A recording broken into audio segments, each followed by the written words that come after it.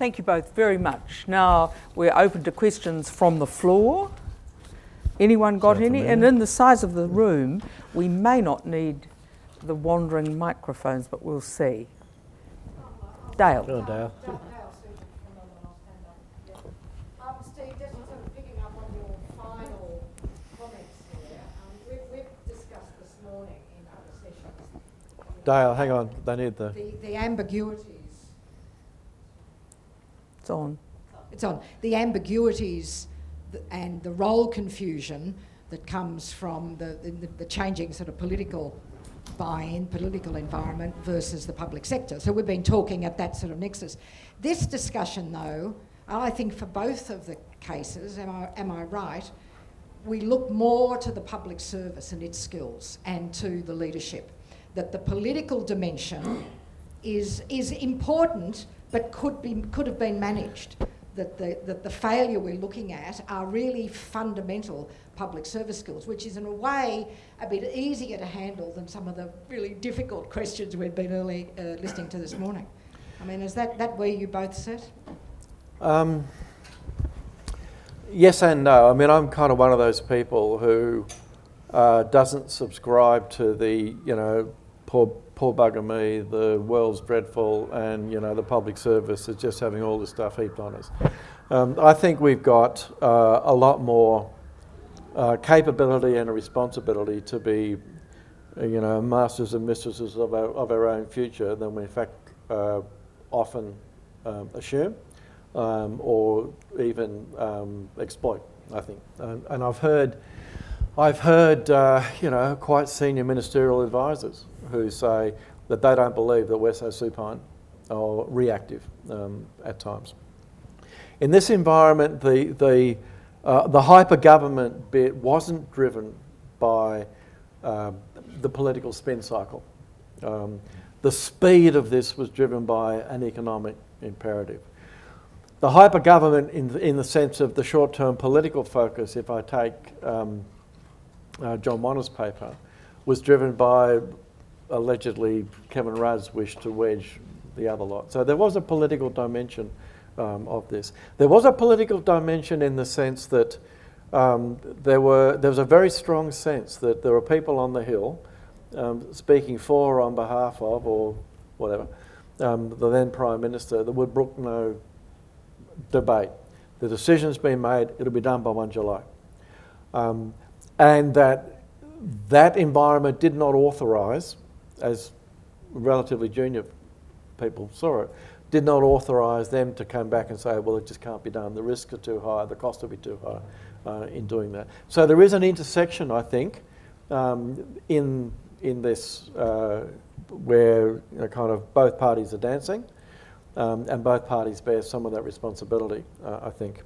I believe that that there were very good reasons why 40 years ago the debate around who's the arbiter of the public interest and what's the responsibility of the public service if the government of the day fails to accept the advice of the public service.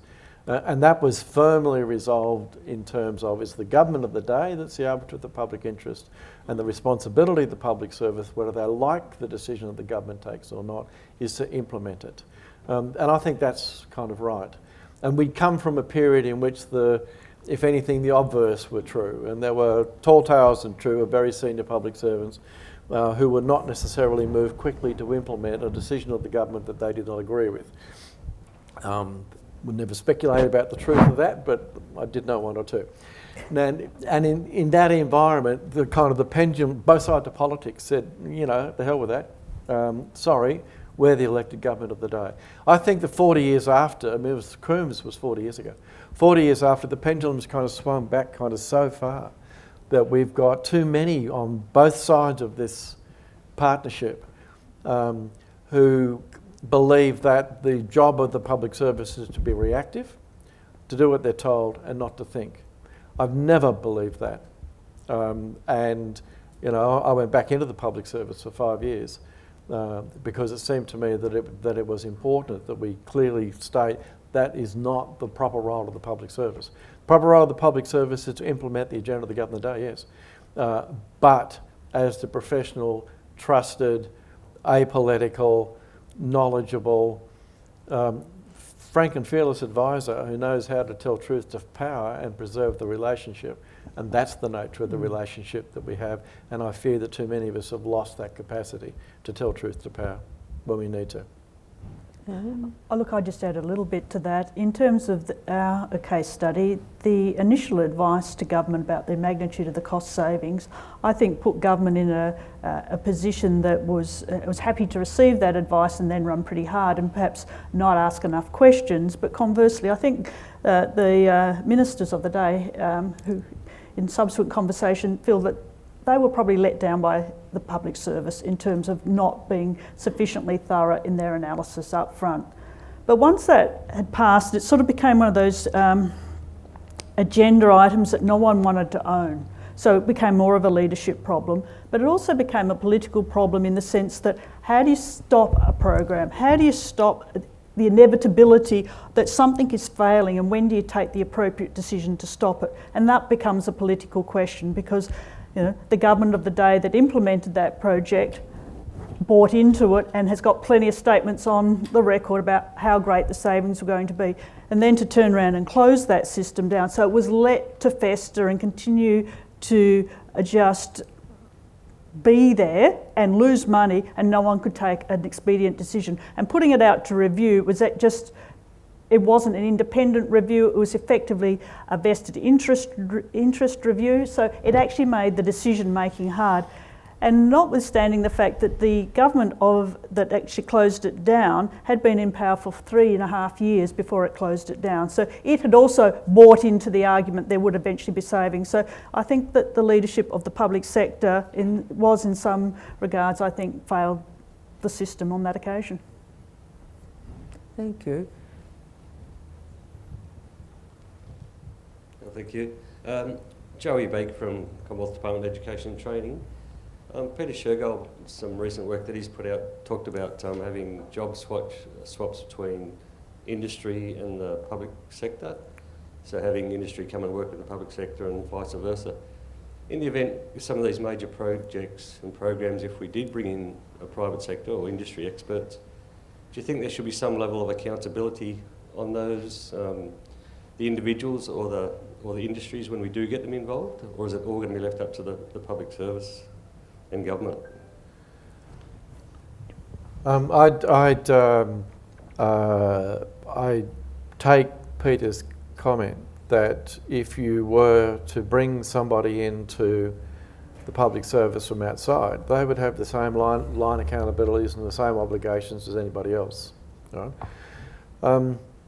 I think there's a couple of different things here. I truly believe in the importance of adaptive leadership, and that's basically that, one of the most important things to properly diagnose a problem, yet alone properly understand the solution to it, is to bring as many different perspectives to bear on a problem as you can, because the likelihood is that, as you keep saying, the problems are joined up in the individual, they're not kind of siloed.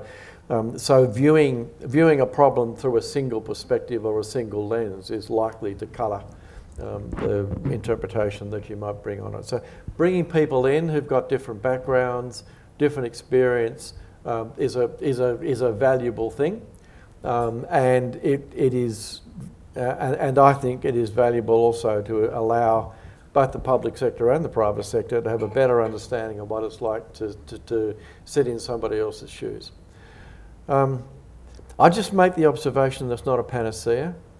One of the most senior people involved in this exercise on the policy making side was in fact a recent import from the private sector.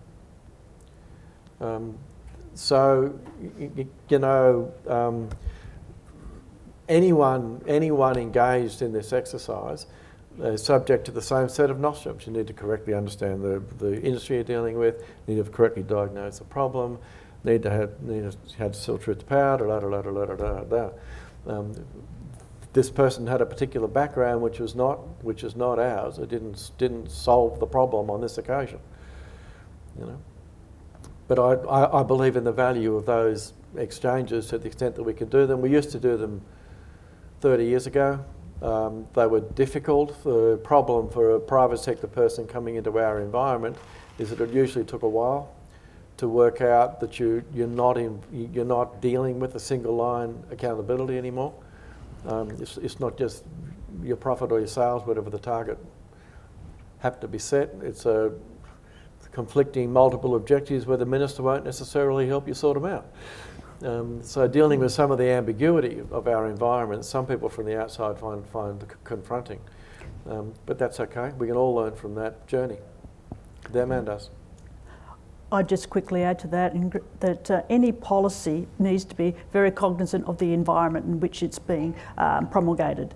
And I think there are many disciplines that can be brought to bear on that, thinking of the political context. And I don't just mean political as in party political, I mean the whole political context of the operation environment that you're operating in, and the public and private sector have a lot to add.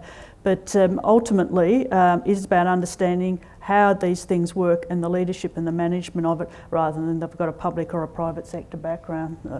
But the challenges of the government are somewhat different, and I think they need to be appreciated by the public sector, by private sector staff coming into the public sector, and conversely, perhaps the private sector can offer some learnings to the public sector about expediency on some occasions as well. Yeah, I mean, one of the ones is risk. Yes. If you're operating in the private sector, then you take the regulatory framework as a given and you operate to maximise the objectives that you can achieve within the regulatory framework that you face. We're the regulators. And kind of our job is to stand back and say, well, what should the regulatory framework look like in a kind of a public policy world where you're trying to maximise a number of objectives, not just get this program up. One of the things that happened in the decommissioning of shared services, I established a governance council and invited someone in from BHP Billiton to be on our committee so that we would get a broader perspective, notwithstanding the fact that they'd gone through numerous iterations to have a shared services in BHP Billiton, and they successfully implemented it after about 3 shots, but it was very much done in a central command and control environment. It was very strongly driven at the top levels. I like the one we used to have. Yeah, like so,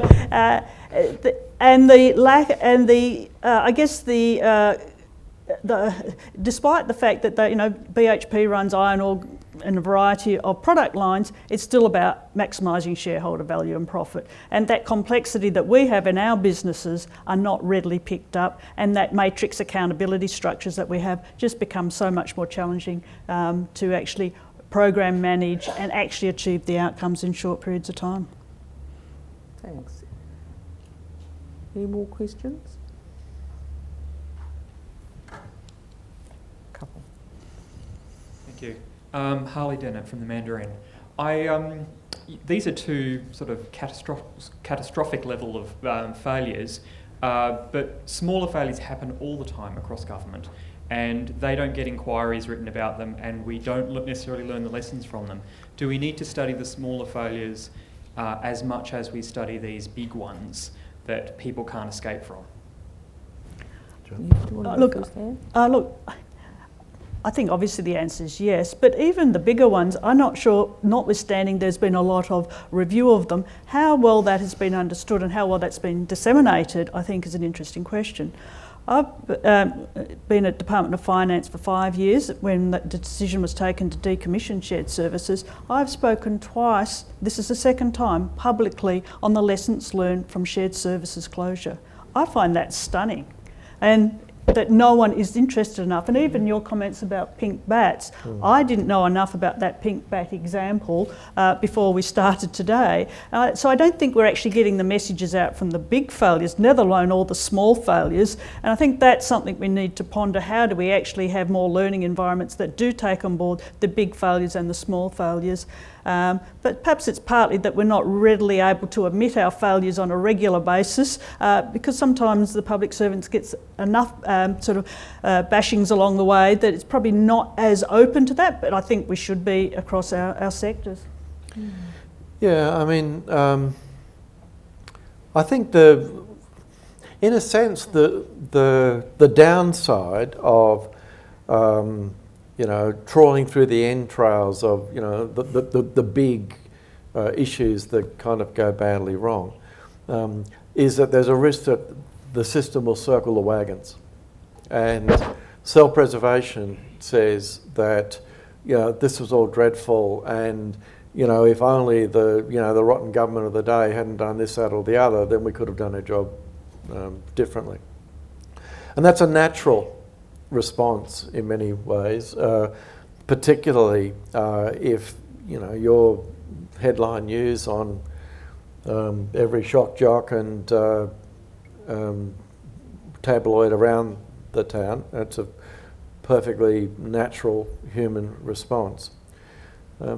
I think, though, that certainly at senior levels, the capacity to kind of think through why it is that things happen like this is most certainly there. And part of the leadership, I think, is to be able to assist people to work through the natural tendency to circle the wagons, to do the how should we have done this, and what can we do better. And the sense that I had when I left Canberra is that conversation was well and truly underway internally. So the initial reaction, I think, with good leadership, can be turned into something quite positive. The smaller things, this is the culture question, isn't it? Right? How do we, as kind of learning teams, I forget who today was talking about the learning circle, but to institutionalise as part of the way that we do things around here, which is the culture thing, the capacity to kind of learn from the things that don't go properly or well, and I think there that that varies a lot depending on the capacity of a manager to have sufficient self-confidence to stand in front of the troops and say, well, I was part of the stuff up, now let's talk through, and you can give me the feedback and I'll give you the feedback, and have an open dialogue around how the collective we, us and co is going to do stuff better in the future. And I think, again, if you've got a culture that is open, is curious, values debate, open to honest feedback, then those conversations happen relatively naturally. If your culture is introverted and buttoned down and blame driven and I'm not going to put my head up because I'll find myself in Siberia, then you don't learn. So leaders matter. And it's not just in our world, it's in all worlds. Yeah. Can I just make one comment on your Pink Bats program? I'm just so glad you didn't delegate it to the States. But you would have had 8 different or 7 different examples of how it would have operated, and the interesting question, would it have happened any differently?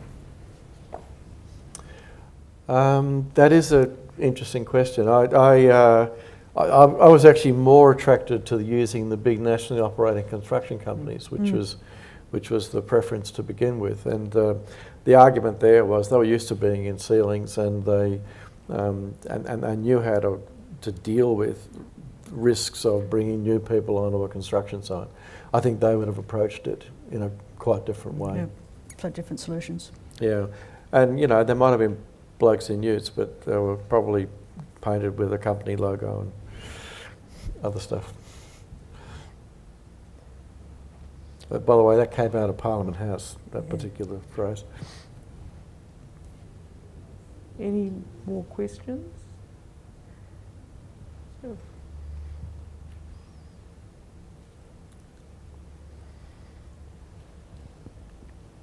Hi, I'm Nicole Patricia from Human Services. I've actually got a question for Anne. With the shared service example, you mentioned in terms of the agencies deciding to go into the program, there was quite a number that joined the Shared Services Centre, but it didn't actually cover a lot of FTE. So how did the agencies that didn't join, how did they sort of avoid joining? Okay.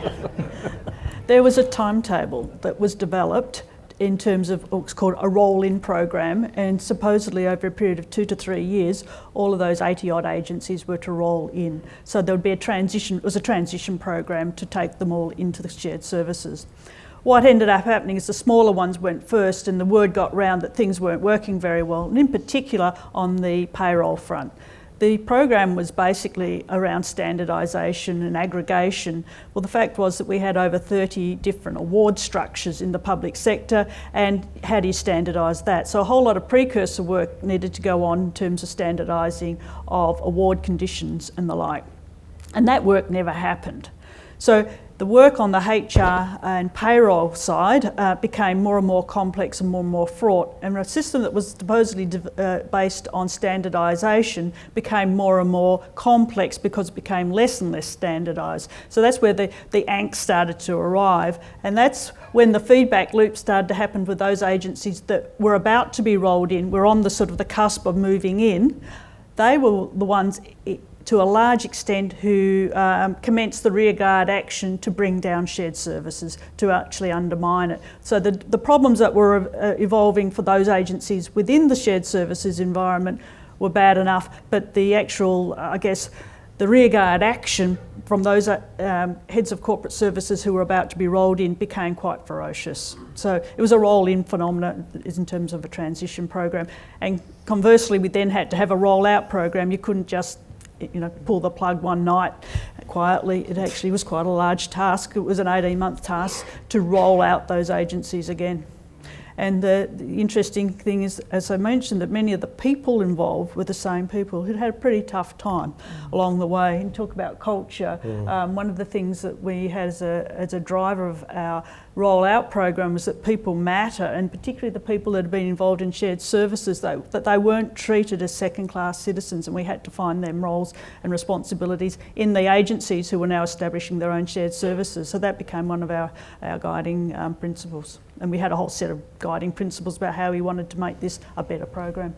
So in fact, I think because of the close proximity, we learnt very quickly, but I think over time, you tend to lose some of those learnings. Next question.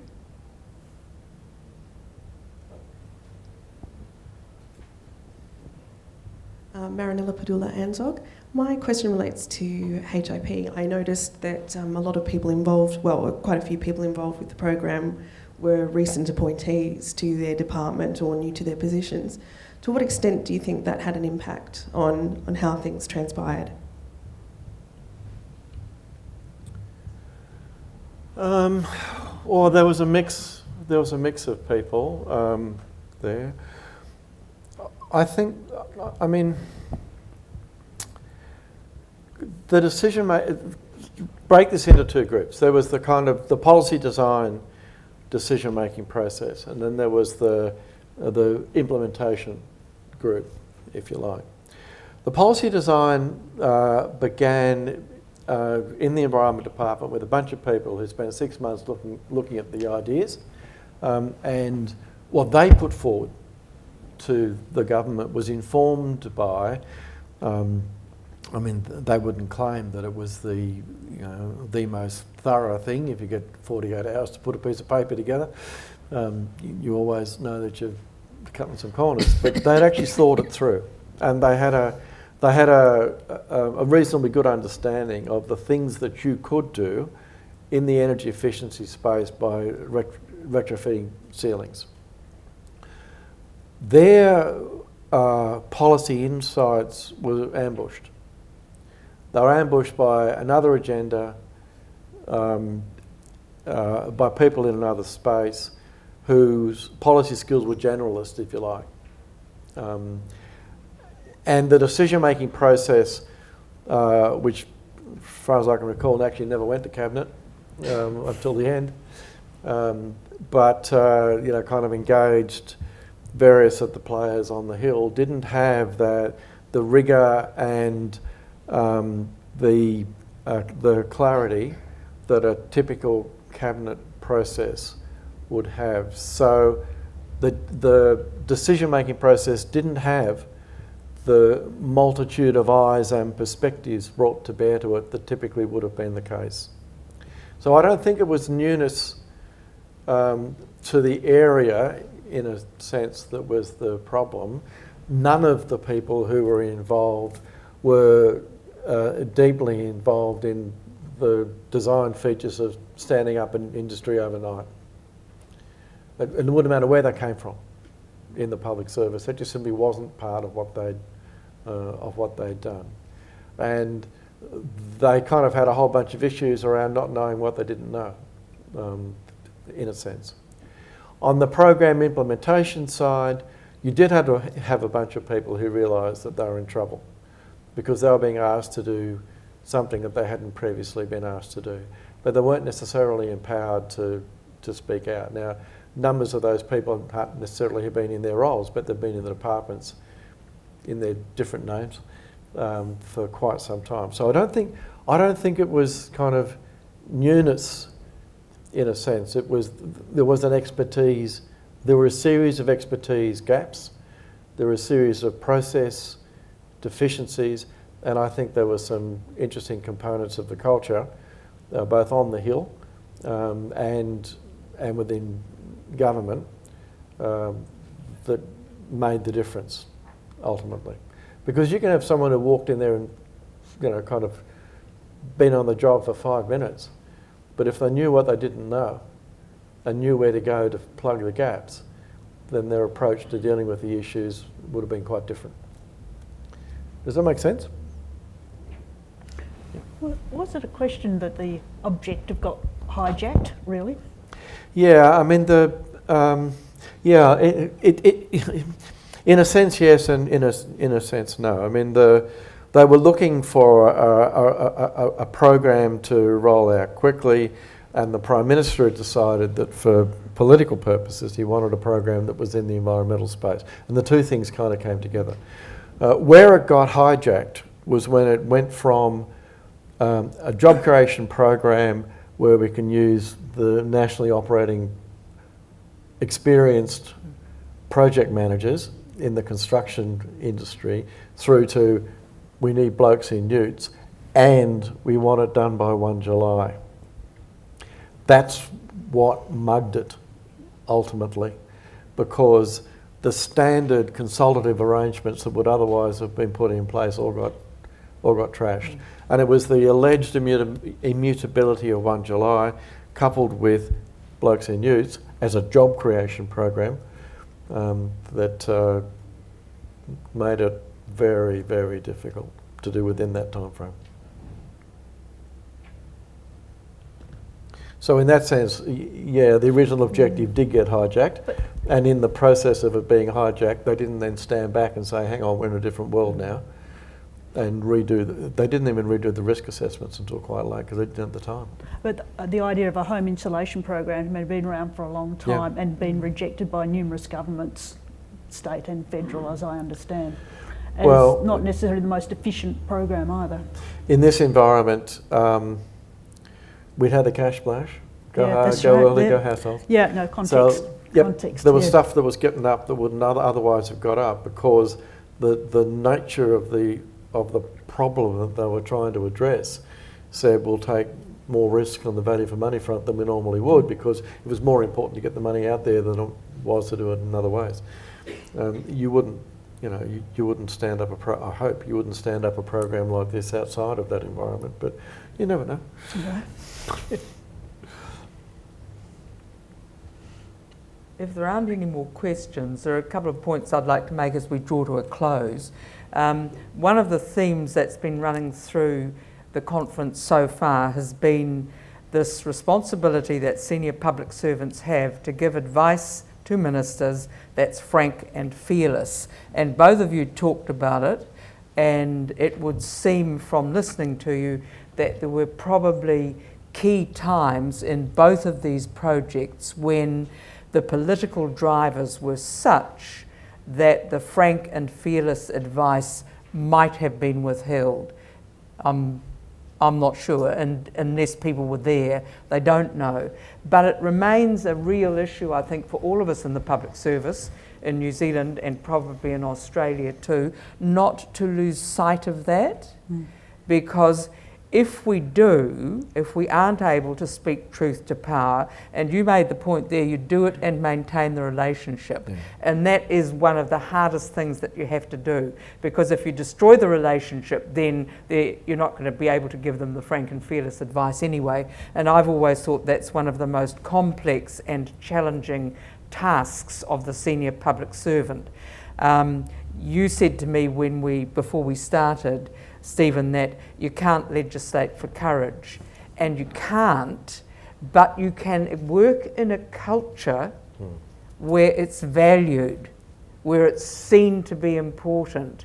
I can remember saying to some policy advisors as we move towards an election, and there's always increasing pressure to cross the line between the public service and the politician, to politicise the public service. And once you've crossed the line, it's too late to look behind you and wonder when it happened. It has to be in your thinking all the time. But if you back away from it, I'm not sure what we're left with really as public servants. So I would like to thank you both, because that theme, which is part of the theme of this conference, has been there in both of the examples that you've chosen to give us. Could I add something yes. to that? I mean, we can't control, in many respects, the attitudes that a particular minister takes to hearing uncomfortable advice. But I'll tell you something we can control. We can control what happens within our own agencies. Now, if we can't practice within our own agencies the openness to ideas, the openness to inconvenient views, the curiosity that says that we're always trying to, the hierarchy is less important than getting it right here. If we can't model that internally, then how on earth can we teach young people the art of being able to tell truth to power without breaking the relationship? So irrespective of whether the particular minister wants to hear or not, we should be able to do it internally. And you don't want ever to set up an environment in your organisation where people are too frightened to tell you the truth, because there's a culture of blame in it. There was much that's been said today in the questions that have been asked and in the way you've answered them, as well as the presentations you gave, that we will take away with us. A couple of things you said, you picked up, Anne, that I was particularly attracted by the idea of blokes and utes. I think as the implementation of a policy, I will remember that and I'll certainly use it. And I loved it when you said about the savings would be dazzling, because actually once that happens and that gets up in front of politicians, you're running to catch up with it. One of the things that you said too, about when you got there, and you said as a kind of joke, you can't be blamed, because actually, as we all know, once you become a chief executive, you are responsible for everything that happened before, whether you were there when it happened or not. And one of the things that I am known for in the New Zealand Public Service, and consider myself to be the best at, is swallowing dead rats. Yuck. And I learned that when I went to run our qualifications agency for a year. It was imploding, and there are people in this room, Arthur, who will remember that dreadful, dreadful year, and that's where I learned to swallow dead rats. So, thank you all very much. Kia kaha ki te mahi, kia manawa nui, kia tō, nore rā, tēnā koutou, tēnā tātou katoa. Thank you. Thank you.